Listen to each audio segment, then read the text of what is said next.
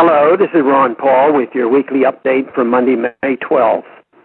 This week, the Sixth Circuit Court of Appeals ruled that the NSA's metadata collection program was not authorized in U.S. law.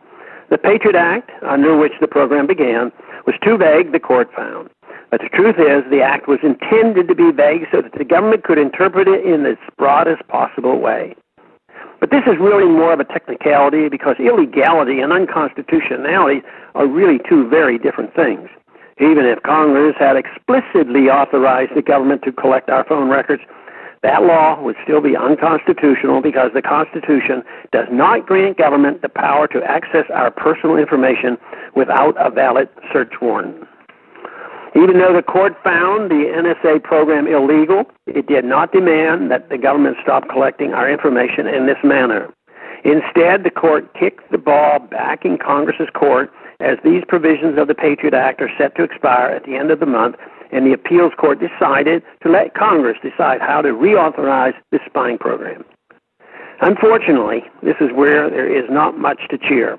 If past practice is any lesson, Congress will wait until the spying program is about to expire, and then in a panic to frighten the American people into accepting more intrusions on their privacy. Senate Majority Leader Mitch McConnell has already put forth a new bill as a stopgap measure to allow time for a fuller debate on the issue. His stopgap? A 5-year reauthorization with no changes to the current program. The main reform bill being floated, the Freedom Act, is little better. Pretending to be a step in the right direction, the Freedom Act may actually be worse for our privacy and liberties than the Patriot Act. One silver lining in the court decision is that it should exonerate Ed Snowden, who risked it all to expose what the courts have now found was illegal U.S. government activity. That is the definition of a whistleblower.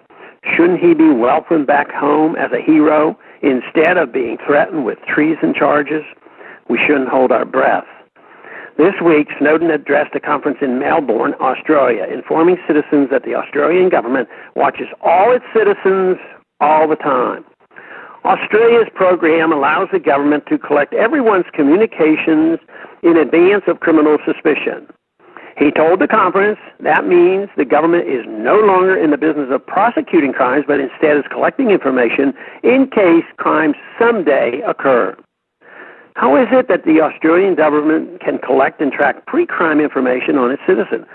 Last month, Australia passed a law requiring telecommunication companies to retain metadata information on their customers for 2 years. Why do Australia oppressive laws matter to us? Because the NSA reform legislation before Congress, the Freedom Act, does exactly what the Australian law does. It mandates that U.S. telecommunication companies retain their customers' metadata information so that the NSA can access the information as it wishes. Some argue that this metadata information is harmless and that civil libertarians are overreaching. But, as Edward Snowden told the Melbourne conference, under these mandatory metadata laws, you can immediately see how journalists are contacted from which you can derive who their sources are. The one example of what happened when the government forces corporations to assist it is in spying on the people should be a red flag. How can an independent media exist in the U.S. if the government knows exactly whom journalists contact for information? It would be the end of any future whistleblowers. The only reform of the Patriot Act is a total repeal, accepting nothing less. Thanks for calling this update. A new update is placed on this number, 888-322-1414 every Sunday.